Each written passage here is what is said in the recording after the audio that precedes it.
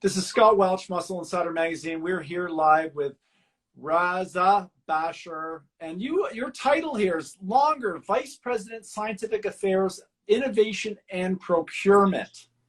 It's a long one for sure. You know, the easiest way is I oversee the technical areas, the best areas of the business. I love it. I love the job. I got these amazing smart people, R&D, quality, and then the sourcing group. Really, everything that goes into making a product. That craftsmanship, translating science into products, right? That can make a meaningful difference. So really fortunate. So you're on the side of it, not just in the formulation idea side of it, but actually on sourcing the right raw material to give you the intended effect that you're trying to have with any MuscleTech or 6-Star type products that people might be familiar with. Exactly. It's tying it all in, right? I mean, from we may want to formulate something, and then what's really important is, I also have the team that's then going to making sure that, that ingredient meets spec, right? It's exactly what we need. It hits the purity, the assay, it's right, it's from the right country of origin, all those things. So it just, ties it all in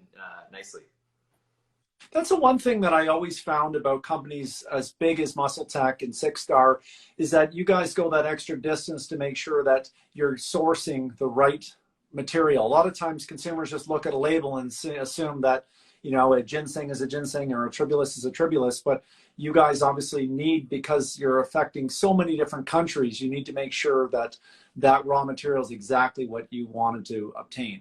Yeah, absolutely. I mean, we've gone as far as, in many cases, there's ingredients that I'm really proud of that we've gone and partnered with, we've got really strong partnerships with manufacturers, even at the ingredient level. And we've had ingredients created that meet a specific standardization of a raw material. And then we just got to make sure, we're having it created, and every time we get that product made, we got to make sure, it matches the spec, matches that C of A. But when you have really high quality partners as well, and then you have the team that's going to kind of audit that, it ties it all in together. That way, people can really trust what they're getting. Yeah. Another thing that we touched on in a previous interview was the association with the University of Toronto, which is obviously in your backyard. It's really cool to see that you're, supporting Canadian universities like this and, trying to see that these products work in a lab as well as in the field and in the gym, because it's one thing to take a product in the gym or look at, creating your own stack, but in an impartial lab environment, it's great to see that extra distance that you guys are always funding research and things like this. For sure. I mean, we want to keep evolving. I mean, we've been doing this for a long time. We've got some iconic brands, and, to stay, really, to stay, and have the success that we've had, you really got to be focused on doing things right.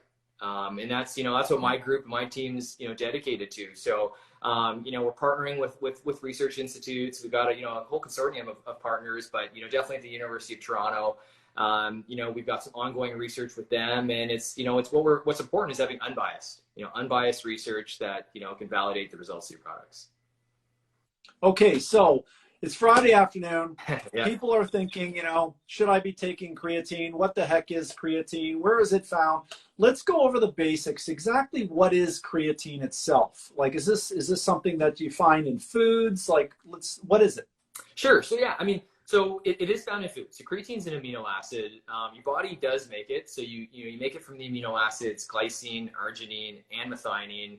You can also find it in food though. So you can find it in fish, in meat. The average person usually gets, the average person probably gets around 1 to 3 grams from food in general. I think it's about 2.2 pounds of red meat can give you about 5 grams. But still, again, the average person gets a little bit less than that. And you have about 120 millimoles of kilos that within your muscle. And the goal is you're gonna get some from food, but so you need about 1 to 3 grams to maintain that level of saturation within the muscle. And then the goal is with supplementation to get an incremental 20 to 40%. And you can do that, by supplementing, with creatine monohydrate or some of the other forms, typically around 3 to 5 grams.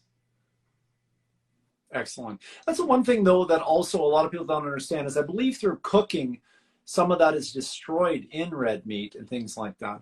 So when you're getting something like CellTech, you're getting, you know, I noticed that you guys use a monohydrate and the hydrochloride version of it, which I think is great. I think 2.5 grams per source. But this is a pure source versus getting something in food before cooking. It's going to change, obviously, when it's heated. Right. Yeah. So, I mean, naturally, some of that, you know, will convert to creatinine. And, you know, that's where it becomes important where, I mean, just, you know, that 1 to 3 grams, just really to maintain sort of normal, you know, unsupplemented levels. But usually those incremental benefits in terms of strength, recovery, they come when you go over and above that, with the actual, supplemental creatine. So, you know, for those out there thinking, okay, well, you know, why should I be supplementing with creatine? The key, you know, the simplest way to think about it is it's essentially, you know, your body's key energy source, in many ways, because when you consume that creatine, it's stored within your muscles as phosphocreatine. Those phosphate groups are essentially utilized to replenish ATP. Now that's your actual body's energy source that your body's using it. So when we're talking about anything that's sort of fast, you know, high intensity, you know, anything from sprints, you know, to lifting weights, to really power movements, that's when you start to rely on that as your primary metabolic fuel.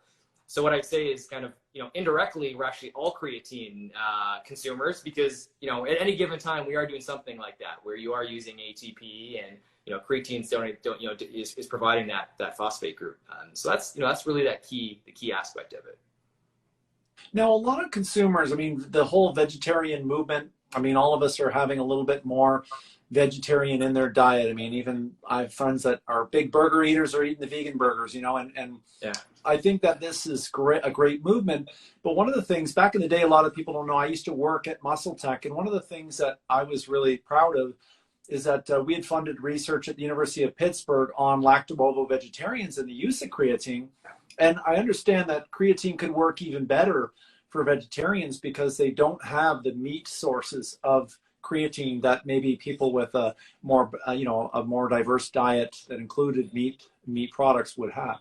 Yeah, that's exactly right. So, you know, when I was talking about that baseline value of creatine, you know, your typical store levels, the average person has about 120 millimoles per kg. In vegetarians, it's closer to 90. Right? So your baseline levels are already much lower. And then, you know, in that research that you talked about, we were able to show that when we compared vegetarians versus non-vegetarians, the vegetarians were in fact better responders. You know, their phosphocreatine levels were increasing significantly more in the muscle. So, you know, for those following a plant-based diet, which has a tremendous amount of benefits, you'll actually get some of the best results from creatine. You know, you'll respond to it, you will see those benefits, and you really can value from it more than others. Yeah. Now, I grew up the whole grape juice, take your creatine with grape juice and take 5 grams or take 10 grams. What is a typical protocol? Because we've obviously seen the loading phase, getting there faster, saturating your muscles faster, and then obviously a maintenance dose. But can you take us a bit through that? Sure. So there's flexibility when it comes to creatine. You do have the opportunity to load or not load. So with the loading, it's, you know, it's for those that, you know, you don't want to wait for the results. You know, you want to get those immediate benefits. You may have a sporting event, or, you know, you're just really eager, you know, to make the most of, you know, optimizing your performance gain. So, you know, in that case, what you do is you would take usually typically about, you know, 5 grams of creatine 4 times a day. So the goal is to get 20 grams of creatine, and you take that for 5 to 7 days. So for that first week, and then after that, for your maintenance dose, you know, depending on your body weight, you can do about 3 to 5 grams. So usually within a week, you will saturate those muscles, get those benefits, and then there's the non-loading. So what we do know about creatine is that you're still going to get the benefits if you take 3 to 5 grams over 28 days. So that's the research that, you know, as early as the 90s came out, and we've seen, you know, multiple studies, you know, since then, many that we've also helped, you know, we've been involved with some of that funding. So the key is just consistency. It's that daily consistency, 3 to 5 grams, depending on your body weight. And if you want to speed that up, you can do the loading phase as well. Now, what if somebody misses a day? You know, like sometimes people just taking supplements, they forget it. They forget it at their gym, in the locker, or they forget it in the car, or forget it at home. Do they completely stop creatine, or what should they do? Don't miss it first, but if you do, you know, no, you don't need to stop. No, absolutely. I would just, you know, again, what's important is taking it daily. So don't worry about the time. You know, so if you're usually taking it in the morning and, you know, you forget in the morning, well, take it later that day, right? Because what you're doing is you're just trying to keep your muscles consistently saturated, you know, and basically stocked up on that fuel. Yeah, just consistently take it. And there's also no reason to cycle it. We funded research. It was research out of McMaster, and you know what we showed was when you were taking it, first of all, it was safe and effective, but it also did not downregulate creatine transporters or receptors. So you will consistently get the benefit. There's not really any reason to stop taking it. So for those at home who don't understand about downregulation, what you're saying is that the longer you take something, you're not obviously harming the ability to transport the creatine into the muscle. Like maybe people get a tolerance to caffeine, or they get a tolerance to other things. This doesn't have any effects on that. So there's no need to cycle this because you're going to cause damage to your ability to transport creatine naturally. Is that what you're saying? Yeah, that's exactly it. It's that, and the fact that it'll still continuously, because you're not downregulating, you're still going to get the benefit. It's not like you need to cycle off it, let your body adapt again, and then start taking it. You'll consistently, you know, benefit from it. Now, I noticed on the CellTech Elite, this version is the one I have. Yeah. I noticed that in the training days, you recommend that people take it before and after training. Is that to take advantage of the blood flow and things that happen during a workout and the insulin sensitizing effects, or what exactly is happening there? It is because of some of the other ingredients we have in there as well. But I see. To touch on that, you're right. You know, one of the benefits with creatine is when you do take it post-workout, for example, especially if you're consuming it close to a meal or you're consuming it with carbs, you get better glycogen replenishment. So although it's important to take it daily, I do always usually recommend, you know, take it close to your workout after, because then you get the benefit of the glycogen aspect. And greater glycogen storage, you know, usually means one, you're gonna better recovery. It can help with muscle soreness, some of those benefits. And then we also, you know, in our CellTech Elite, what I've got, we also incorporated other ingredients like adaptogens in there as well. So you have the multiple forms of creatine. We wanted to have creatine mono. We wanted to have creatine HCl. And really, the reason why we have the two different forms, creatine mono has got a large body of research. I mean, there's more than 1,000 studies on creatine, and it's such a trusted and sure ingredient that you can count on. What it is, though, creatine is very basic in nature. So when you add an acid to it, like creatine HCl, it brings down the pH in solution, and that allows for better absorption. More solubility, which can be connected to, better absorption. So, we just put that in there. Everyone responds a little differently, give the two different sources in there. And then on top of that, we have electrolytes and some EAAs as well. Yeah, I noticed that. You've got the EAAs in here, and I noticed your carbohydrates. You guys are using multiple sources of carbs to sort of give you continuous, carbohydrate absorption and not get the massive insulin spikes that might come from just one source of carbohydrates if it's a simple carbohydrate. That's really cool to see that. Yeah, exactly. I mean, that's part of that continuous involvement, right? Continuously evolving, looking at the research, and then looking also what athletes and consumers are looking for as well. So that's where we have some of those fast and slow digesting carbohydrates. You may have the malto and the dextrose in there, but we're also going to have, the mod carb, the oat bran, the millet, and some of those cleaner carbs, cluster dextrin to help as well. Yeah, and Sensoril I see is in there for reducing cortisol and helping as an adaptogen.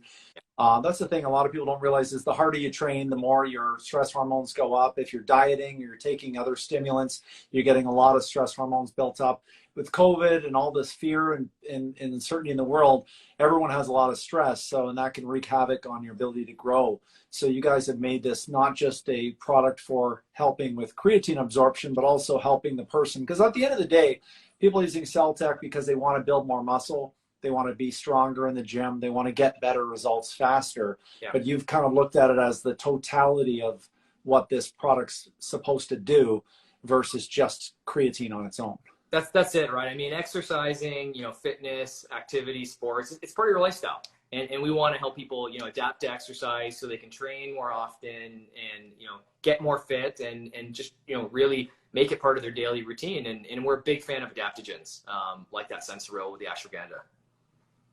Now, women are often reluctant. I was interviewed by the Nutrition Business Journal, and they were asking me about women using creatine and over the years. Why do you feel that I have my answer, but I want to hear from you from a scientific perspective. Is there any merit to women not using creatine?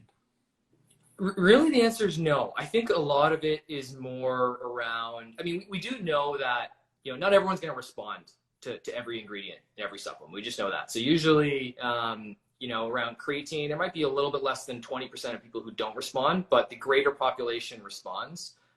And that does include women. I think, from talking to, over the years and getting feedback, I think it's more related to some of the myths related to around the water, the water being held beneath the skin, for example, which we know isn't, really is a myth. It's actually held within the muscles. So I think it's some of those sort of concerns. That might be some of the reasons. Another thing that I've heard is the fact that, it's animal derived, but it's not. You can get it, right? You can get it from meat and fish, but supplemental form's not. So, those are some suspicions, but no, I would think, everybody can benefit from it. Again, ATP is the primary metabolic fuel for all of us. So, you're going to get results, especially in those those immediate sort of 30 to 45 seconds of intense exercise. And, the overall body of research shows that usually it increases strength by 20%, helps glycogen replenishment. It can help with lean, with lean muscle, 2 to 5 pounds. But there's so many other benefits to it as well, to the overall recovery and also muscle endurance.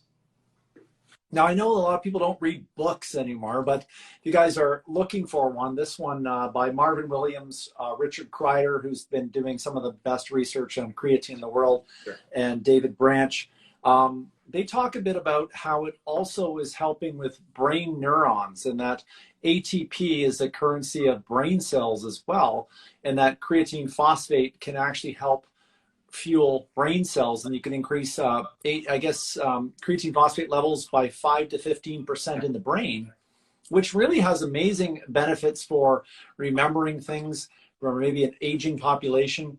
And I think a lot of times the fitness people think, hey, creatine's just for building muscle, but there's a lot of health benefits. It has antioxidant properties to it, but the brain and memory and things I just thought was really cool to support proper brain health, because you don't really associate brain health with any form of creatine. Yeah, you're absolutely right. The benefits of creatine really are remarkable. It's the body of research continues to grow. We know it can be stored in both the muscle and the brain. And at MuscleTech, we've got our motto is strength redefined. And I think it's time for creatine, to be redefined in many ways and people to understand, all the other benefits to it. So, I encourage, those listening to go research. You'll see a lot more information on creatine. And when it comes to performance and recovery, there's really nothing better in terms of, the efficacy and safety to support it. I've seen research you folks have funded at McMaster University, University of Nottingham in England, St. Francis Xavier University, another Canadian university. It's just incredible that this commitment to research has been going since the beginning of MuscleTech, almost right from the very beginning.